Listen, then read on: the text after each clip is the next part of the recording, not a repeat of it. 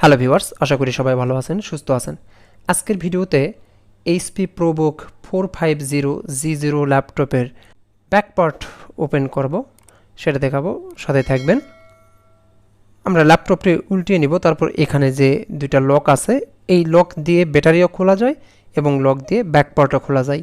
এই দুইটাই প্রেস করে ধরে রাখতে হবে, তারপর এটা পিছনের দিকে হালকা পুশ করতে হবে, তাহলে খুলে যাবে। ব্যাটারি খোলারও যেমন নিয়ম একই এবং ব্যাকপার্ট খোলার একই নিয়ম। ব্যাকপার্ট খুললে আমরা র্যাম, হার্ড ডিস্ক এবং যাবতীয় বেশ কিছু ইকুইপমেন্ট আমরা চেঞ্জ করতে পারবো। ব্যাটারি এবং ব্যাকপার্টটি লাগিয়ে নিব। ব্যাকপার্টে কোনো স্ক্রু থাকে না, শুধু লক থাকে ব্যাটারি এবং ব্যাকপার্ট খোলার জন্য।